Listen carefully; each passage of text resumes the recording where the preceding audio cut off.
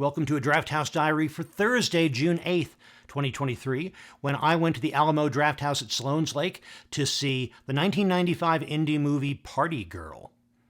Now, I think the Alamo's write-up of this movie was exactly right in that we need more movies starring Parker Posey. I wish they were a little better than this one, though. Parker Posey was great, but the movie was very uneven. There were parts of it that seemed a bit undercooked and parts of it that were overworked. The storyline was pretty straightforward. We've got Parker Posey as a 23-year-old titular party girl. She is smart. She is sort of ambitious but utterly unfocused. There's a scene in which she talks to her friend and it's just a list of, do you think I'd be a good designer? Do you think I'd be a good writer? Do you think I'd be a good... all these things that she could conceivably do. But she doesn't really have any initiative to do anything other than have a good time, try to scrape together rent each month, and spend time with her friends. And speaking of trying to scrape rent together, the movie starts with her being thrown in jail for an illegal rent party as she's trying to get some money together. And her aunt, who's like the only family member she has, bails her out. And through her aunt, she gets a job as a clerk in the public library. And it turns out, after lots of back and forth about how she feels about this job, it's something she can be really good at and something she comes to care about. So overall, the story is about someone who has great potential, who finally finds something they can be passionate about and be successful about.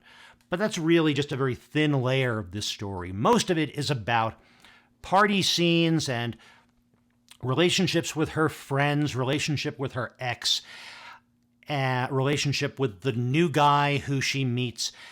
And there's not much else to say about the story, but it was a fun movie to watch just because it's one of those movies that mythologizes the very time in which it was made and set. A self-affirming statement about what the 90s were like in Lower Manhattan. And I bet a lot of people modified their wardrobes based upon what they saw in this movie.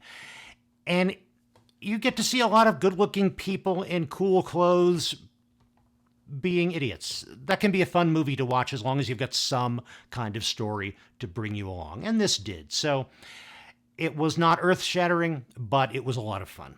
One other thing I want to mention is there's a story within this story which could have been just a real meager sideline, but which is actually given a fair amount of screen time and a fair amount of development. And it's my favorite part of this movie. And that is the story of Leo, the friend and roommate of our main character. And he is very focused. He is very ambitious. He has the goal of becoming a successful club DJ. And he has the knowledge to do this. He has the skills to do this, and he's working hard to catch a break. And he does, and it's almost messed up by the fact that he falls in love with one of the club dancers. And it's a fun story. I wouldn't mind seeing more of that story development. How do things go for them? How do things go for his career? To see a character who is as focused and has as much ambition as he does, contrasted with our title character, who has lots of potential, but absolutely no direction with it. I think that was a good way to structure the movie. I just am really curious as to what happens with Leo. The pre-show for this movie, it was clearly not crafted to go along with this movie, and I don't even think it was selected that carefully to go with this movie. This was kind of a one-off screening, but it was a fine Alamo pre-show. It was a weird combination of music videos and ads, mostly retro 80s stuff, a few weird 50s kind of TV music video things, like the novelty song One Meatball. It was fun watching that because I had never seen that before.